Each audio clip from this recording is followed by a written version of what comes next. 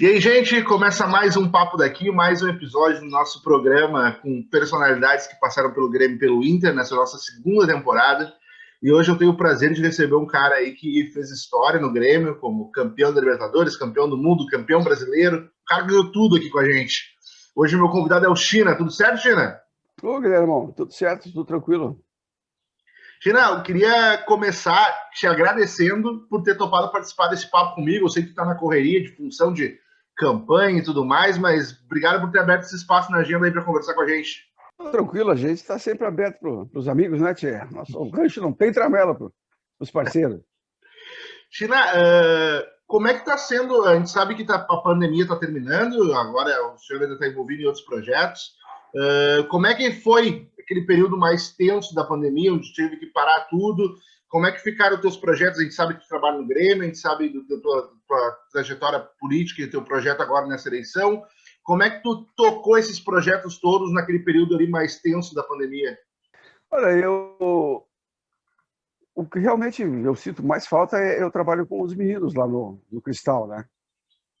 Porque foi interrompido e também tinha um Mundial em março, que foi adiado agora para dezembro, Mundial de Futebol de Areia no Rio de Janeiro, mas já está programado agora para a semana de 13 a 20 de dezembro.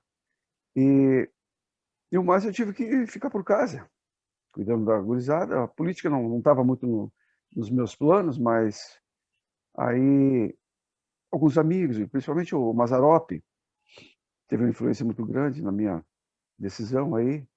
Mas aí eu resolvi aceitar esse desafio, porque eu fiquei muito decepcionado com a eleição de deputado estadual. Fiquei muito decepcionado com os gremistas. Acho que os caras viraram a cara para mim, rapaz. Os caras abraçaram outro. Nada contra, né? O menino da Geral Gaúcho, que é gente boa também. Mas uma coisa é uma coisa, outra coisa é outra coisa, né? Então fiquei muito, muito, muito triste, muito decepcionado. Mas Porto Alegre é um reduto onde eu sou bem aceito, tenho boas relações, então. E ficou essa lacuna aí deixada pelo Tarcísio, né? Nosso querido e amado Tarcísio. Se bem que a gente tem outras pessoas ali ligadas ao esporte, o Cassiá, o próprio João Bosco Vaz, e a gente precisa de pessoas também vinculadas ao esporte para a gente levar um pouco de alegria, amenizar um pouco essas coisas, essas dificuldades que o pessoal tem, principalmente as crianças da periferia, né?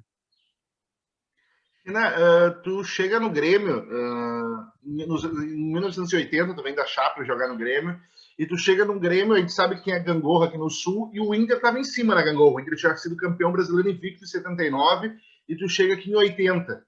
Qual é que é o ambiente que tu encontra aqui no Grêmio quando tu chega? Mas eu, quando cheguei no Grêmio, o Grêmio estava feliz porque tinha vencido já o campeonato. O Grêmio poderia ter tido uma sequência de 4 campeonatos gaúchos. Depois da virada de 77, aquela arrancada. 78 estava com o campeonato na mão, acabou facilitando aquele Grenal e perdeu. 79 retomou o Campeonato Gaúcho, foi campeão e o próprio Inter, veja como são as coisas, ficou em terceiro lugar no Gauchão. O vice foi o Esportivo do Espinosa, né? Tanto é que o Espinosa veio para o Grêmio em 80, junto comigo, chegamos juntos no Grêmio. Então, mas o Campeonato Brasileiro nunca esteve nos nossos sonhos, né? E até mesmo porque o primeiro ano de Grêmio eu não fui titular, e no segundo ano, quando eu fui titular, em 81, as coisas foram acontecendo assim, paulatinamente, muito devagar. Era um campeonato com aquele formulismo, a gente teve muitas derrotas, nós tivemos 7 derrotas no campeonato, mas pela fórmula, a gente foi passando, degraus a degraus, e adversário sobre adversário, e na reta final mesmo, que é a hora que mais me interessava, nós pegamos o São Paulo, que a gente já tinha perdido para esse São Paulo, no Morumbi, numa fase anterior lá, tomado 3-0, 3 gols do Serginho Chulapa. E a gente estava numa ascendência boa, e conseguimos chegar à decisão, aquela vitória já no Olímpico, e depois em São Paulo foi aquilo que todos vocês sabem. E tu ali naquele momento tu falou ali que o Grêmio nem vislumbrava o brasileiro na época, né? O Campeonato Gaúcho era muito mais valorizado naquela época do que hoje. Para quem é mais jovem, hoje a gente vê os times não valorizando tanto o gauchão. Conta um pouco para a gente qual era a importância do gauchão naquela época. O gauchão era o nosso prato de comida, né? Era a nossa sobrevivência, porque o próprio Grêmio vinha naquela batalha para conseguir retomar essa hegemonia do Inter de 8, 9 anos, uma sequência grande do Inter ali. E então o gauchão era de suma importância para a gente. Mas em 81, com a chegada do seu Enio, as coisas mudaram e mudaram. Eu digo sempre, o Grêmio antes do seu Enio era um Grêmio e após o seu Enio foi outro. Por quê?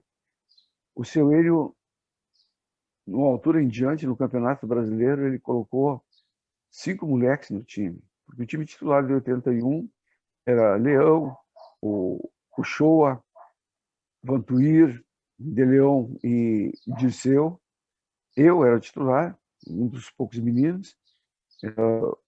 Wilson Tadei, não, era Renato Sai e Paulo Isidoro, na frente Tarcísio, Baltazar e o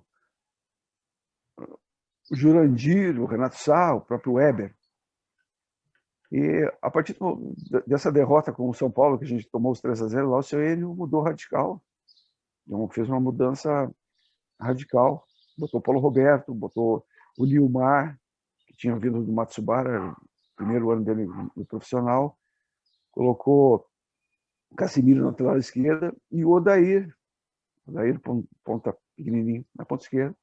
E as coisas começaram a acontecer. Botou a Juventude, né, aquela meninada com toda aquela volúpia, aquela vontade. Então, esse Grêmio de 81 abriu as portas para as categorias de base. Porque o Grêmio, como estava correndo muito tempo atrás do Inter, trazia muitos jogadores, e era uma das coisas que se falavam na imprensa gaúcha: jogador para a dupla Grenal não desce na rodoviária. Eu vim de Passo Fundo, vim de trem húngaro, até nem vim pela rodoviária, vim pela ferroviária, pela ferrovia, né, pelo trem húngaro. Mas, então, eu acho que ali o seu Enio abriu as portas para as categorias de base. Foi a grande descoberta, a grande guinada do Grêmio dali em diante. E olha quantos jogadores dali para frente envergaram a jaqueta do Grêmio, que antes o Tia Joana teve um pouquinho de oportunidade, o Renato, o Jorge Leandro também teve um pouquinho de oportunidade, mas tudo passageiro, né? Poucos jogadores, exceção eram os jogadores da casa. O Yura, eu acho que foi um dos que conseguiu chegar ao profissional. Quando tu chega no Grêmio, tu chega com 20 anos, tu vem de Ferrovia, como tu mesmo falou, e o Grêmio ainda não tinha o Campeonato Nacional, né? Quando tu chega aqui e depois se passa o tempo e ganha Brasileiro, ganha Libertadores, ganha Mundial, tu esperava que quando tu chegasse ali, que seria um time tão vitorioso? E se não, tu acha que esse ponto que tu contou agora do Enio, de ter mexido no time, esse foi um ponto de virada, essa abertura para a Juventude foi um ponto de virada para aquele elenco se tornar o elenco campeão que acabou sendo no futuro, nos próximos anos? Olha, eu acho que muitas coisas, muitos fatores colaboraram para essa evolução, essa mudança do Grêmio. Outra coisa que eu digo que é fundamental para a gente foi a liderança do Leão, do Leão, Paulo Isidoro, o próprio Tarcísio, que era uma aliança silenciosa, mas a maioria deles saíram, né? Eu digo que o Grêmio também, outro cara fundamental nessa história toda, chama-se Hugo Eduardo de Leão Rodrigues, o Gringo. O Gringo chegou em 81, foi campeão brasileiro, 82 vice-campeão brasileiro, 83 campeão da América, 84 vice da América. E depois de 85, o Grêmio só ganhou o gauchão, até a criação da Copa do Brasil em 89. Então, eu acho que a sequência do De Leon deveria ter ficado mais conosco ali. O De Leon dava uma magnitude ao Grêmio, sabe? A figura representativa dele perante os adversários trazia uma grandeza enorme ao Grêmio. E era um ídolo que a gente tinha dentro de campo. Entendeu? Você foi ídolo daquela garotada que estava subindo ali, um cara que botou todo mundo embaixo do braço, acarinhou e nos levou a grandes batalhas, a grandes conquistas e a grandes vitórias. Tu falou do De Leon agora, o De Leon foi um dos entrevistados da primeira temporada, e ele conta um episódio que para ele foi o mais marcante daquele time, que foi o jogo em La Plata. Ele disse que aquele jogo ele ficou com medo que não fosse voltar com vida para Porto Alegre. Como é que era o ambiente que vocês encontraram lá? Esse medo tu também teve? Como é que foi toda aquela situação? Tudo parecia coisa do destino, né? Lá no avião, a gente pegou a turbulência em cima de Buenos Aires lá, que eu vou te contar, né? Na véspera, na antivéspera. Mas no hotel não houve nada assim de agravante que nos levasse a entender que seria criado todo aquele clima. A partir do momento que nós chegamos no estádio, que a gente viu aquela barulhão, aquela confusão, aquele pessoal querendo derrubar, invadir o gramado. E foi selvageria, uma coisa normal, uma coisa que não se vê em lugar nenhum, nunca vi em lugar nenhum. Mas, felizmente, sobrevivemos, né? Mas, olha, vou te contar, aquilo ali até hoje ainda nos deixa bastante... sei lá, é uma sensação difícil de descrever.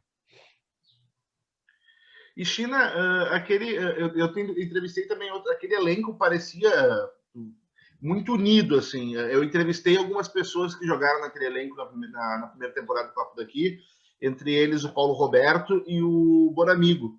E eles contaram bastante história de bastidor daquele time. O Paulo Roberto contou a vez que o Mário Sérgio e o De Leon pegaram a espingarda e foram atirando atrás do Paulo Roberto e do Renato lá em Gramado, na concentração mundial. O Bonamigo contou a história de um jogo também, depois que vocês foram campeões mundiais. Atende o telefone, pelo amor de Deus, aí, Pedro. Que o Renato não queria marcar porque ele tinha sido campeão do mundo e vocês estavam tudo correndo por ele, e no vestiário vocês conversaram com ele para ele voltar. Eu queria saber se tu tem alguma história de bastidor daquela época que tu te lembra, e como é que era aquele elenco junto? A história tinha muitas, né? O Mário Sérgio foi uma figura também fundamental naquele semestre que conviveu conosco ali, em 83.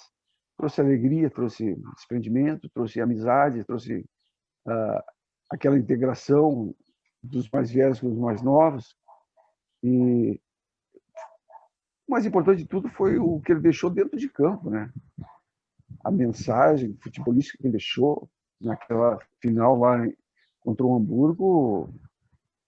Ele mesmo, eu vi alguns depoimentos dele, dizendo que foi a melhor partida que ele fez na vida. Então, para ver o quanto foi importante aquele convívio lá em Gramado, de 4, 5 meses, que criou um lastro de amizade entre todo mundo. E ele conseguiu colocar isso tudo, essa alegria dele, essa qualidade dele dentro do jogo. Então, eu vou te contar, agora tem um cachorro no meu pé aqui. Não tá fácil a vida aí, cara. Primeiro o telefone lá dentro que não pode tocar. Agora vem um cachorro brincar no meu pé aqui. Passa daqui, Spot. Pô, dá um tempo, cara. Mas vou te contar, meu. Então, histórias tem muita. Eu gosto de contar muito uma do Tarcísio, que tinha uma caravan, e a gente ia treinar no campo do Gramadense. E aí o pessoal ia de micro-ônibus ou de ônibus, né? E o Tarcísio, não, vamos comigo na caravan. Aí entraram 7, 8 naquela caravan. Ele é o Paulo Roberto, o Renato, o Tarcísio, o Mário Sérgio, atrás do Tarcísio dirigindo, né? E eu também uns atrás, lá no bagageiro, lá daquela zoeira, né? E o Mário Sérgio perguntando, e aí, nego, velho, tu conhece já tudo, essas curvas, tu tá bem, hein? Tu é um baita motor. Ele tá assim, não, isso aqui eu conheço tudo. Ando toda hora aqui, não sei o quê, não sei o quê. Aí, mas essas curvas aí, tu vai bem nas curvas, né? Não, legal. Aí o Mário pegou as duas mãos e colocou, não. Ele estava atrás do banco do Tarcísio, né? Botou as duas mãos nos olhos. Então, eu quero ver se tu já decorou essas curvas. Aí o Negrão, né? Para, Mário, que é isso? Tira a mão, Mário. Começou a gritar. Coisas do Mário Sérgio, né, cara? Era doido, a gente chamava ele de doido, mas era uma figura muito, muito, muito sensacional. China, tu falou que quando tu chegou aqui, vocês não tinham nem a pretensão do brasileiro. Não que não tinha pretensão, mas que era algo distante. Tu sai daqui com uma Libertadores, um brasileiro e um Mundial. Como é que tu, quando começa a chegar esses títulos, ganha o brasileiro, ganha Libertadores, ganha o mundo, qual era o sentimento de vocês quando tu chega, tu não achava que seria possível, e tu sai com esses 3 títulos no currículo? Mas eu acho que o brasileiro deu um sabor especial. Mas a chegada na final do Campeonato Brasileiro de 82 também foi importante. Apesar da gente não ter vencido, eu joguei só o jogo no Rio, né? No Maracanã, no Olímpico não joguei, porque, veja bem, naquela época o senhor não ia botar 2 cabeças de área, né? Jogar em casa. Então, o Bonamigo tinha machucado o tornozelo e não podia jogar. O senhor ele me deixou no banco e resgatou o Vitor Tadei. O Vitor Tadei estava tido uns problemas lá, ficou muito tempo sem jogar. Perdeu um pouco dessa embocadura. Tanto é que o gol do Flamengo foi bem em cima dele, né? O Zico meteu a bola no meio das pernas dele para o Nunes fazer o gol. Mas isso não tira o mérito, porque o Tadei foi um grande jogador, nos ajudou demais naquela Campeonato Brasileiro de 81. E ele teve uns problemas de compartilha, mas isso são coisas coisas que acontecem dentro dos grupos de trabalho, né? E então o seu Enio optou pela volta do Tadei. De repente, se eu tivesse no jogo, talvez, pelo meu modo de marcar, o Zico não teria aquele espaço que teve. Mas, enfim, acabamos perdendo ali, mas nos deu uma autoafirmação. Pô, fomos campeão em 81, na final em 82. Em 83 começou a Libertadores, a gente invicto, fomos bem, tivemos aquela derrota lá para o América de Cali, onde a gente fizemos 2 gols, eu fiz um, o Tita fez outro, o juiz anulou, e a gente foi aquela escadinha do Espinosa, né? A gente foi galgando degrau por degrau. Aí depois, quando chegamos na final, chegou um ponto, passamos La Plata, não, agora ninguém nos tira mais. Depois de todos aqueles acontecimentos e tantas coisas que aconteceram naquela Libertadores, chegou o jogo contra o Peñarol, e o próprio Peñarol gostava de fazer o segundo jogo fora, né? Gostava de fazer o primeiro em casa, para decidir em casa, e depois fora era mais fácil de manter o resultado de casa. Só que aconteceu o revés da gente, conseguiu um empate lá, né? Aliás, eles empataram, porque nós saímos na frente com o gol do Tita. E depois aqui no Olímpico, eles achavam que ganhariam. E aí foi aquilo que vocês também já sabem, né? Os 2-1. Mas foi uma batalha também, foi muito difícil. Não foi um jogo qualquer e nem um jogo fácil. Tu falou agora do Espinosa. Eu entrevistei tanto pessoas daquele Grêmio quanto pessoas que foram treinadas pelo Espinosa depois. Um exemplo foi o Maurício, que o Espinosa treinando no Botafogo, atacante. E todos eles falam da importância do Espinosa dentro do vestiário, como um treinador dentro do vestiário para unir o elenco. Qual foi a importância, o papel do Espinosa naquele time, para aquele time dar essa liga e chegar no nível que chegou? O comandante é que dá a direção, né? O timoneiro do barco vai lá e dá as coordenadas. Então, o Espinosa tinha um dom, um poder de persuadir, de convencimento, que era uma coisa impressionante. Talvez, eu digo, talvez taticamente não foi o melhor, né? Não foi um dos melhores, mas o poder da palavra, o poder de fazer a gente acreditar, eu não peguei outro treinador igual. Ele era poderosíssimo nisso, tinha a sabedoria de convencimento. E, então, esse é o grande mérito dele, o grande mérito. Eu sempre comparo ele muito com o seu Enio, né? Eu acho que foram os dois melhores treinadores que eu tive. O seu Enio era mais sabedor principalmente, eu não sei como é que o seu Enio tinha tantos contatos de saber tudo sobre o adversário. Não interessava o lugar no mundo que a gente fosse jogar, que o seu Enio não soubesse como jogava o time adversário e sempre nos dava as informações. Por isso que eu coloco os dois nesse nível.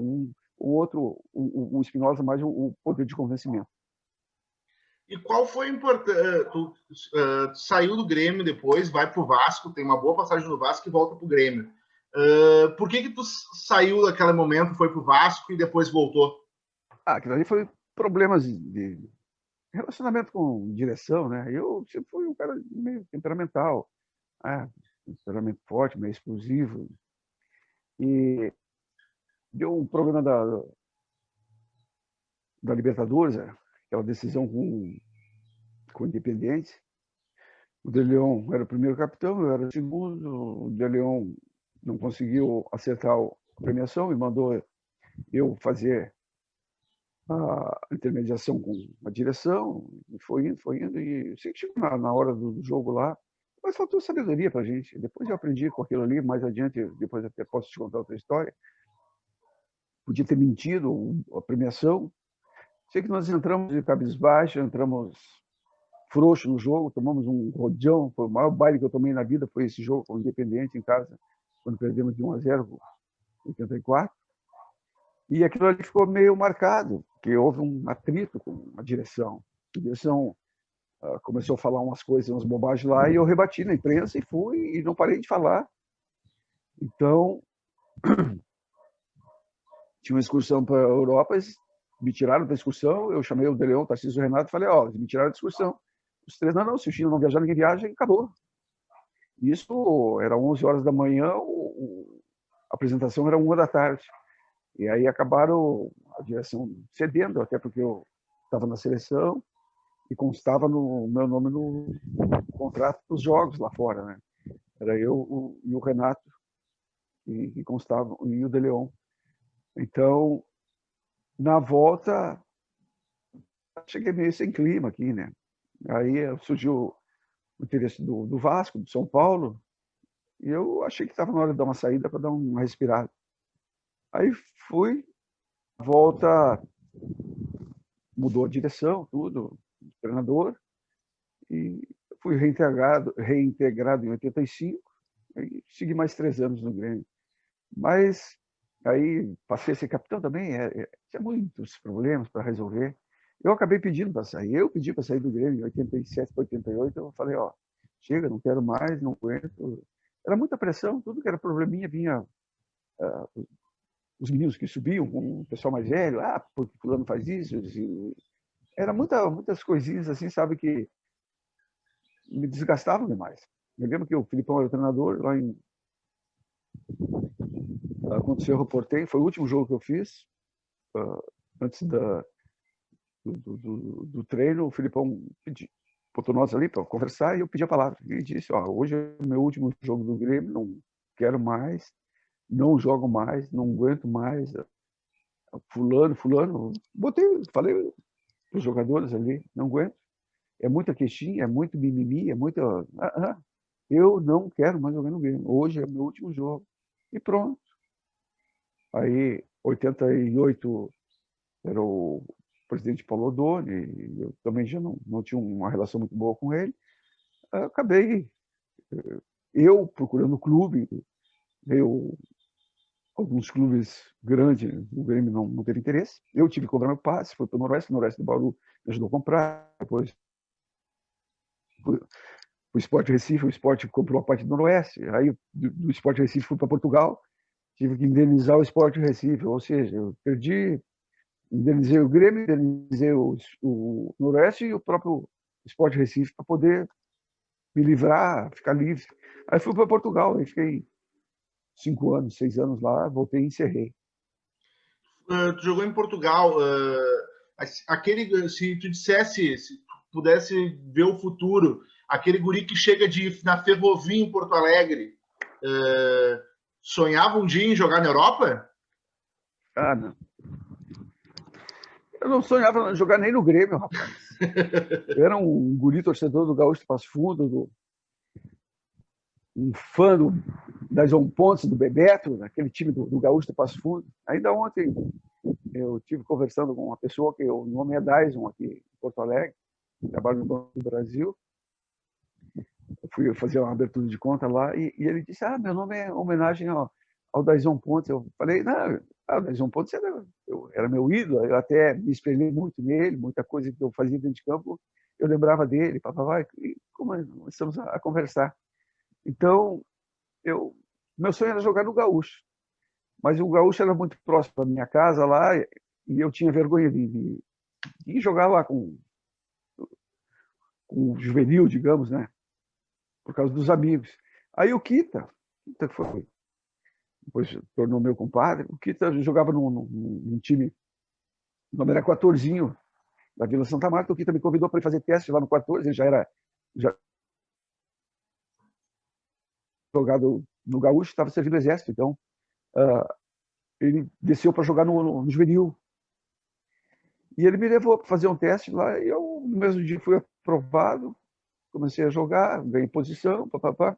Joguei o Campeonato Gaúcho de Júnior, na época era juvenil, e o pessoal gostou, já me puxava para o profissional, para morar na concentração, me alimentar melhor, fazer musculação, essas coisas.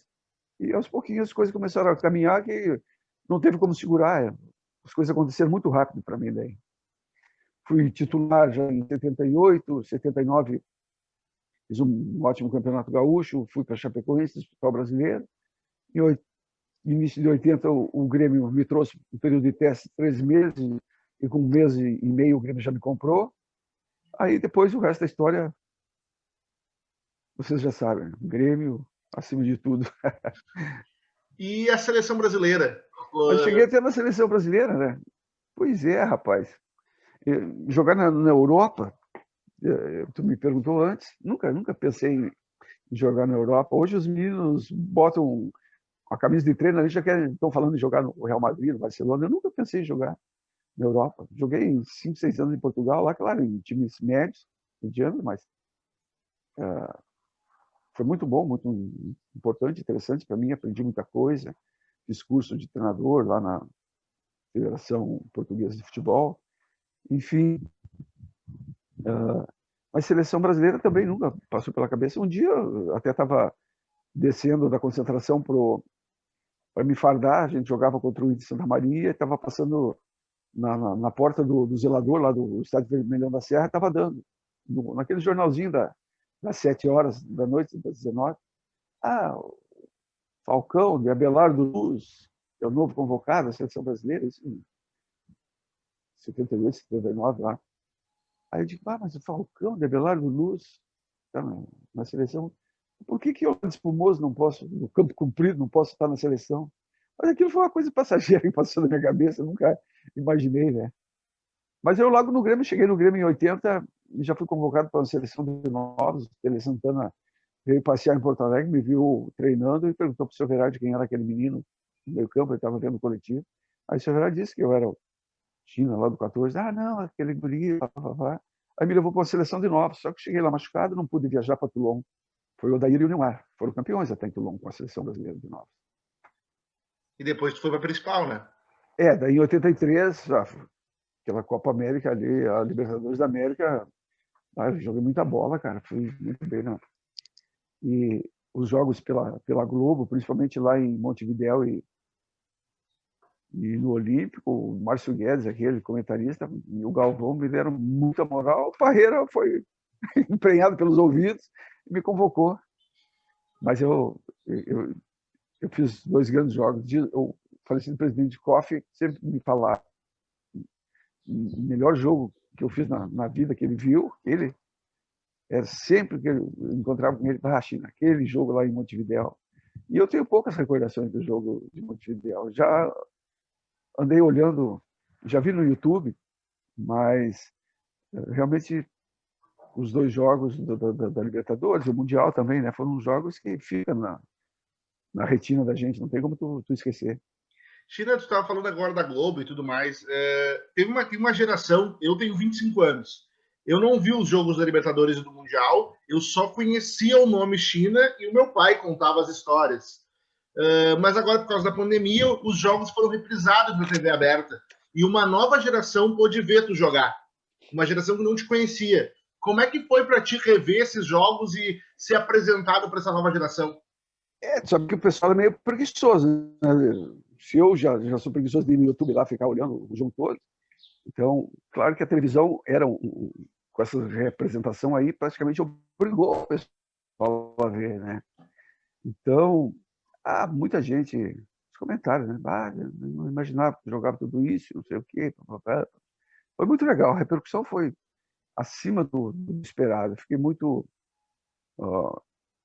feliz e recompensado, porque afinal tu trabalha para evoluir, para demonstrar o teu trabalho, né? O trabalho tem que aparecer, tem que ser visualizado. E a partir do momento que foram reprisados aqueles dois jogos, o Mundial e a Libertadores, então, os comentários, muita gente, não achava que tu jogava tudo isso, não sei o quê, papapá. Eu digo, toma, vai comendo essa massinha aí. E qual é a importância que tu vê, por exemplo, hoje tu trabalha com a base do Grêmio. Tu é um cara que foi jogador profissional, que sabe como funciona o mundo do futebol. O que tu consegue trazer de experiência para essa meninada que tu trabalha? É muito recompensador o modo como os meninos nos tratam, nos recebem. Eles sabem com quem eles estão lidando, né, tia? Meu jeitão meio gauchão lá de Passo Fundo, espumoso. Mas é lógico que eu tive que, para trabalhar ali, eu tive que me moldar, tive que me reciclar. Porque uma coisa é trabalhar com profissionais, com adultos, e outra com crianças, né? Se bem que são meninos já com uma boa base, meninos de 15 anos. Então, é o último estágio deles ali na seleção das escolas. Agora me passaram para sub-13, trabalhar com o Alan Marcelo ali, dar uma mão para ele, na base mesmo. Antes eu estava na escola, agora me passaram para a base, e o Maza foi para o meu lugar, para sub-15. É importante essa visualização, comeu muita grama por esse mundo afora, né, tia? Esse respeito é legal. E a gente está sempre aprendendo, né? A gente está aprendendo com os meninos. Tem coisas aí que futebol não para no tempo, as coisas vão evoluindo, material, campos, enfim, sistemas táticos, muitas coisas, e a gente tem que estar se atualizando para poder passar isso para eles. Mas a gente vê que os olhinhos deles brilham quando a gente passa algumas coisas assim. Qual era o teu ídolo no futebol? Rapaz, se eu te falar que era o Paulo Roberto Falcão, vocês não vão me acreditar, cara. Mas era. Falcão era o grande jogador da época, né? O homem era monstro. E, claro, época de infância, meus ídolos eram o pessoal do Gaúcho, Raul Maté, Luiz Alberto, Bebeto, o Canhão da Serra, esse foi um monstro. Então, minha infância era, né? Na época não tinha televisão, essas coisas, era tudo visualizado ali, agarradinho na tela. Então, esses eram os meus, e são até os meus ídolos, mas depois comecei a jogar, comecei a ter mais noção de sistema tático, enfim, posicionamento, essas coisas, claro, Falcão, o Roberto Falcão era um monstro da bola. E o melhor momento da tua carreira, qual tu acha que foi? Mas é difícil de falar. Eu acho que tive uma carreira cheia de realizações, foram muitos títulos, muitas conquistas. Eu andei olhando lá no Museu do Grêmio, que não, dos títulos internacionais do Grêmio, lá o Grêmio tem 26, 27 títulos, eu tenho 13, 14. Em torneios, enfim, essas competições internacionais, né? Claro, além da Libertadores e Mundial. Então, eu fui muito vitorioso. Minha história no Grêmio é muito vitoriosa. São 382 jogos. Aí, eu tenho um histórico ali, mas 70% de aproveitamento, quase. Eu me sinto recompensado porque foi um momento mágico na história do Grêmio, uma história muito vencedora. Então, me sinto um privilegiado. E olhando a história dos volantes aí que falam tanto, né? Eu não batia pênalti, não batia a falta, e tenho 28 gols pelo Grêmio. É uma história que pode encarreirar os teus volantezinhos aí, que botam aí, porque batia, porque fazia isso, porque não sei o quê, porque jogava e tocava. Bota, faça um filo atrás de mim aí, cara. Não tem que bater continência para mim. E tu falou dos títulos, as quantidades de títulos. Teve algum tem muita gente que é boa de papo. Teve algum título que faltou? Algum título que tu queria ter conquistado e não conseguiu? Pelo Grêmio eu consegui todos. Fui campeão gaúcho, brasileiro, da América e do mundo, né? Na época não tinha ainda esses. Mas eu gostaria de ter sido campeão pela seleção brasileira. Perdemos a final para o Peñarol. Aliás, para o Uruguai. Perdemos lá em Montevidéu, acho que 2-0. E na Bahia empatamos 1-1, 2-2. Eu não me lembro. Sei que a final eu perdi. Eu perdi, não. Nós perdemos. O Brasil perdeu para a seleção Uruguai. Mas, no mais, aí eu me sinto plenamente realizado, porque o futebol tem que ser egoísta, né? O futebol, infelizmente, tem que ser egoísta, porque o trabalho é aquilo que o Cristiano Ronaldo diz, né? Trabalho para ser o melhor. Então, se tu trabalha para ser o melhor, tu quer o melhor resultado. E quando a gente não consegue, claro que a gente tem que reconhecer os adversários, enfim, mas a gente trabalha para ser o melhor. E qual foi o cara mais difícil de marcar que tu enfrentou? Rapaz, já falei isso um monte de vezes e pouca gente acredita. O cara mais difícil de marcar foi o Arthurzinho. O Arthurzinho jogava no Corinthians, jogava no Vasco. Ele era muito pequenininho, muito rápido, baixinho, eu era grande. Ia saltar, passava por cima dele, caía. E ele jogava tipo um futsal, cortava muito, ameaçava bater, e eu vinha para fazer a alavanca travar, e ele cortava para o outro lado. No terceiro corte dele tinha que dar um rapa nele. Não tinha jeito, mas era muito chato. Os outros não, Zico, Sócrates, esses caras aí. O Renato Pemucha, que era do Guarani, foi para São Paulo também, era um cara de muita velocidade, deu muito trabalho também. Tu falou que os teus dois melhores treinadores antes foram o Enio Andrade e o Espinosa. E qual foi o treinador que mais pegava no teu pé? Rapaz do céu. É difícil.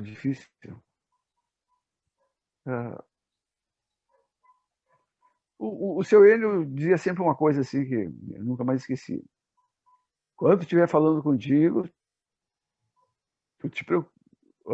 tu me escuta, me ouça. Porque a partir do momento que eu não falar mais contigo, é sinal que... Então, a gente tinha que estar sempre atento com o seu Enio. Eu acho que o seu Enio, pela convivência, o seu Enio ficou 2 anos com a gente ali, e era num momento de afirmação, um momento meu na carreira, né? Estava solidificando minha carreira ali, alicerçando. Então, acho que ele foi fundamental para isso. China, eu gostaria de, mais uma vez, te agradecer por ter topado participar desse papo. E eu espero que tenha sido tão legal para ti relembrar essas histórias quanto foi para mim conhecer elas pela primeira vez. É muito legal, gente, entrar nesse papo, assim. Puxa, a gente acaba viajando, né? E que bom. Vocês nos procuram e que a gente... Tomara que tenha conseguido passar alguma coisa boa aí para o pessoal que te acompanha. Com certeza. Com certeza. Desejo sucesso. Acho que pela listagem que tu me deu aí, é só fera, meu. Pô, tô num grupo seleto aí de entrevistados. Valeu, China. E quando essa pandemia passar e a tua campanha passar, vamos se encontrar e comer um churrasco, tomar uma cerveja pessoalmente. Cerveja, nem gosto muito. Ah, que nojo. Valeu, China. Como diz os árabes, ó. Gaddafi é mentiroso. Não, tamo junto. Pode deixar, Guilherme. Vamos. Se Deus quiser. Tá bom? Valeu, até mais. Sou parceiro. Tchau, tchau. Valeu, um abração. Sucesso aí, fera. Valeu, tchau, tchau.